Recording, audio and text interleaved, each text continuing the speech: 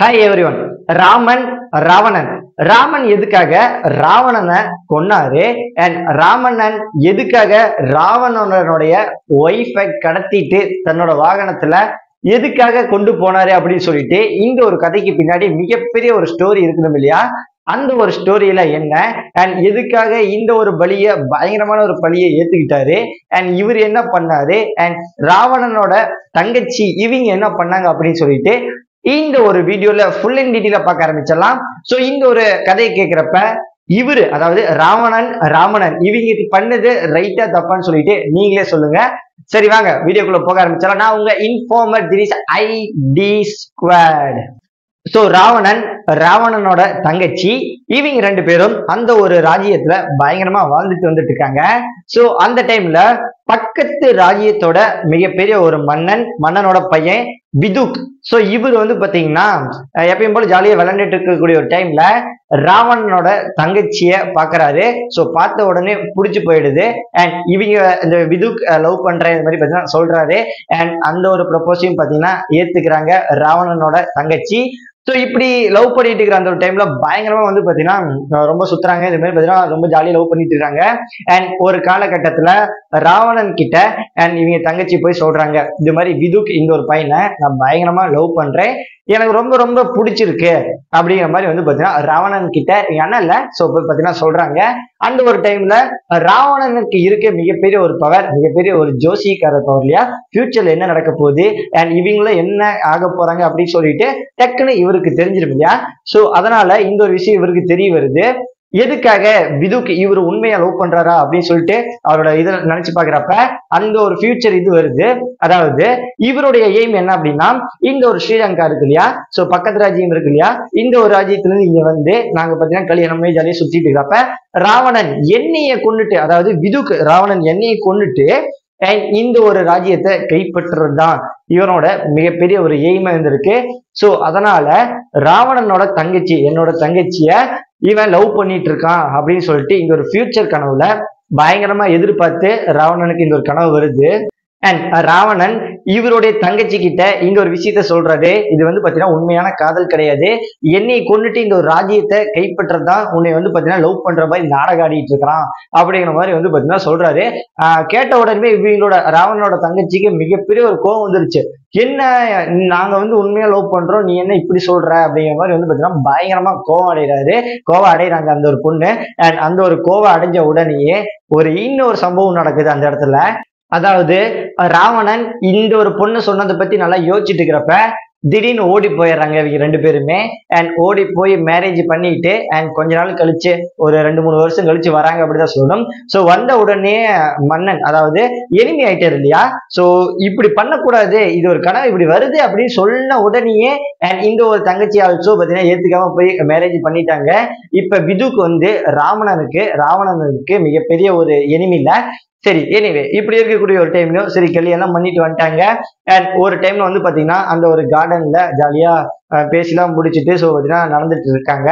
So ராவணனும் விதுக் இவங்க ரெண்டு பேரும் பாத்தீங்கன்னா ஜாலியா நடந்துட்டு இருக்காங்க. திடீர்னு வந்து பாத்தீங்கன்னா விதுக் தன்னோட கத்தி எடுத்து வந்து பாத்தீங்கன்னா ராவணனை நோக்கி வந்து குத்த வராரு.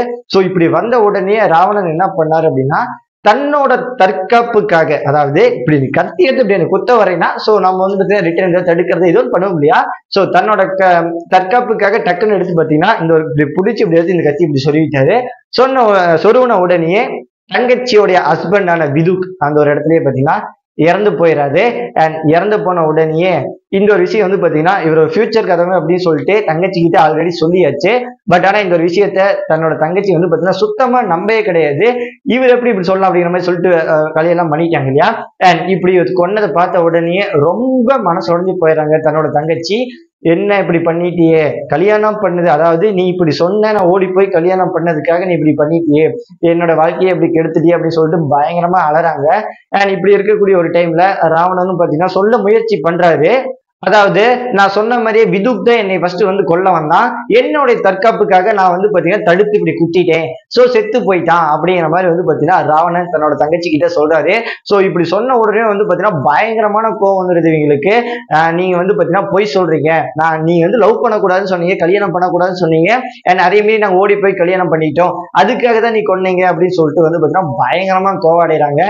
கோவம் அடைஞ்ச உடனே பாத்தீங்கன்னா இவங்க, அதாவது இந்த ஒரு தங்கச்சி வந்து பாத்தீங்கன்னா மாசமா இருக்காங்க அப்படிதான் சொல்லணும்.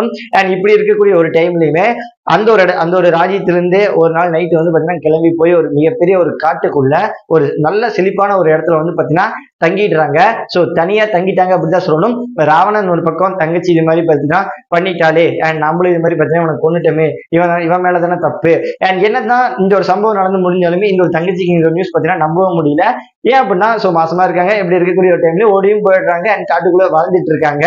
இப்படி இருக்கக்கூடிய ஒரு டைம்ல அந்த ஒரு காட்டுக்குள்ள ராமன் லட்சுமணன் இவங்க ரெண்டு பேரும் ஒரு வாகனத்துல வராங்க. சோ ரொம்ப தொலைவுல இருந்து பாக்குறாங்க, பார்த்த உடனே யாரோ வராங்களேன்னு சொல்லிட்டு குடு குடுன்னு பக்கத்துல ஓடி போய் பார்த்தா சோ ராமன் அண்ட் லட்சுமணன் இவங்க ரெண்டு பேரும் வராங்க.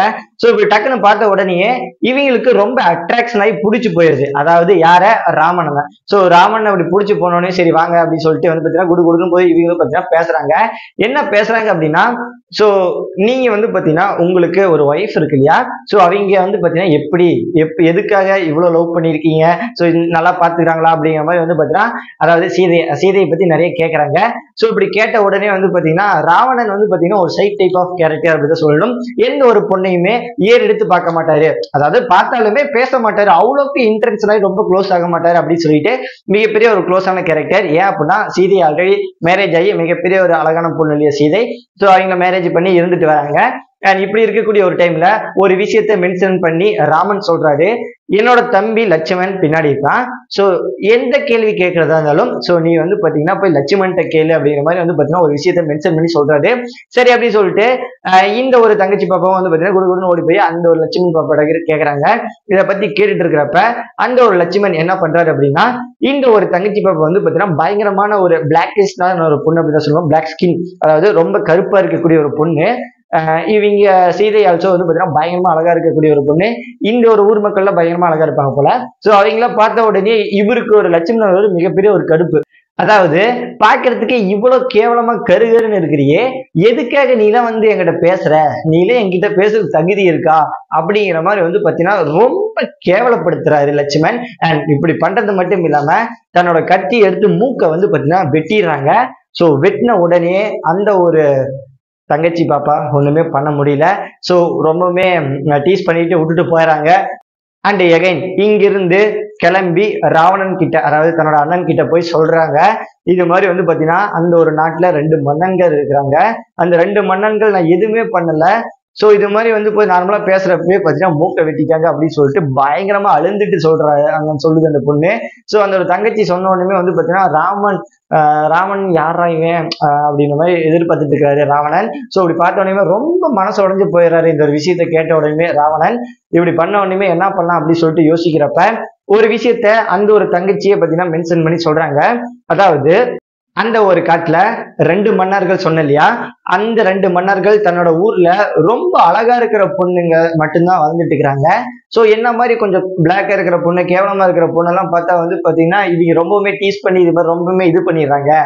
அதுக்காக அந்த ஒரு மன்னன், அதாவது ராமனோட ஒய்ஃப், அவங்கள வந்து பாத்தீங்கன்னா நீ கூட்டிட்டு வரணும், சீதையை நீ கூட்டிட்டு வந்து ரொம்ப அழகான பொண்ணவங்க வந்த உடனே நீ கல்யாணம் பண்ணி நீ வச்சுக்கோ அப்படிங்கிற மாதிரி வந்து பாத்தீங்கன்னா ஒரு பயங்கரமான ஒரு வார்த்தைய சொல்றாங்க.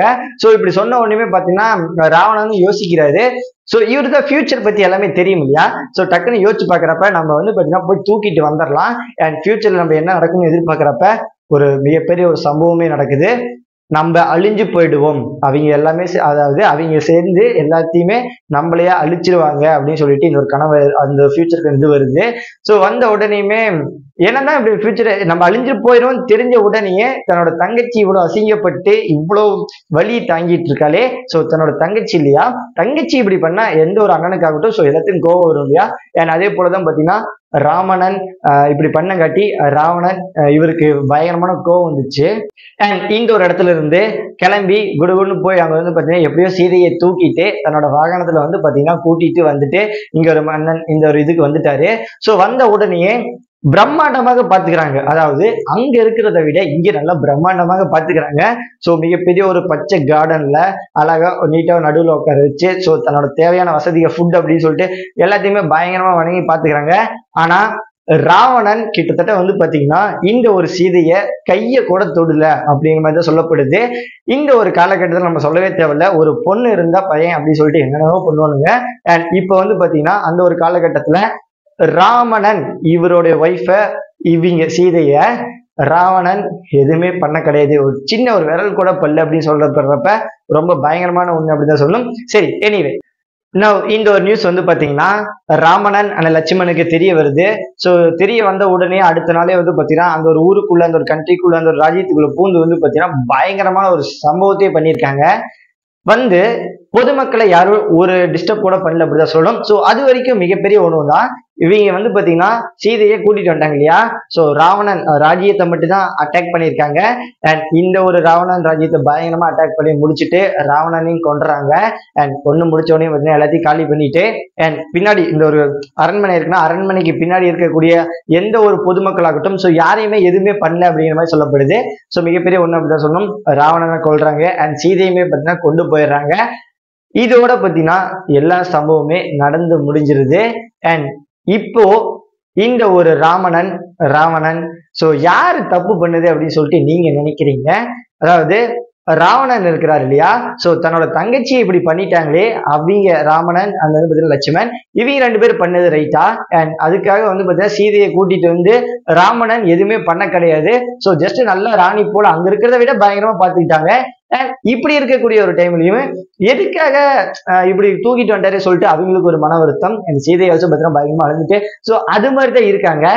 என்னதான் அப்படி பண்ணாலுமே ரெண்டு பேர்த்து மேலேயுமே தப்பு இருக்கா இல்லையா அப்படின்னு சொல்லிட்டு பாக்குறப்ப ராமன் லட்சுமணனை தான் சொல்லி ஆகணும். ஏன் அப்படின்னா கர்ப்பமா இருக்கிற பொண்ணு ஜஸ்ட் போய் இப்படி பேசுறப்ப இவ்வளவு கருப்பா இருக்கிறேன்னு சொல்லிட்டு நம்ம மூக்க இருக்கிறதெல்லாம் வந்து பாத்தீங்கன்னா பயங்கரமான ஒரு விஷயம் இல்லையா. அண்ட் ரொம்ப ஈஸியா அதை பண்ணிடுறாங்க. அண்ட் கூட தங்கச்சி அண்ணன் ராவணன் பாத்தீங்கன்னா இந்த ஒரு விஷயத்தை கேட்டோன்னு சுத்தமா பொறுக்க முடியல. இப்படி இந்த ஒரு விஷயத்தை கேட்டோமே பாத்தீங்கன்னா பயங்கரமா கடுப்பாய் தான் போய் தூக்கிட்டு வந்து பாத்தீங்கன்னா எதுவுமே பண்ண கிடையாது. அது ஒரு விஷயம் இருக்கு இல்லையா. அண்ட் தூக்கிட்டு வந்து பாத்தீங்கன்னா வச்சிருந்தாங்க. அண்ட் அதுக்கே வந்து பாத்தீங்கன்னா அவர் நினைச்சதை போலயே அவர் ஃபியூச்சரை பத்தி நினைச்சது போலயே எல்லாமே நடந்து முடிஞ்சிருச்சு. ஸோ ரொம்ப ரொம்ப ரொம்ப ரொம்ப இந்த ஒரு ஸ்டோரி வந்து பாத்தீங்கன்னா கம்ப்ளீட்டா காலி ஆயிடுது. அண்ட் இந்த ஒரு கதை ராவணன் பத்தி பயங்கரமான ஏகப்பட்ட கதைகள்லாம் இருக்கு. அண்ட் ஒவ்வொன்றா பார்க்க ஆரம்பிக்கலாம். ஸோ இந்த ஒரு ஸ்டோரி வந்து பாத்தீங்கன்னா இதோட முடிஞ்சிருது. அண்ட் நாளைக்கு இன்னொரு வீடியோ பார்க்கலாம். Let's by.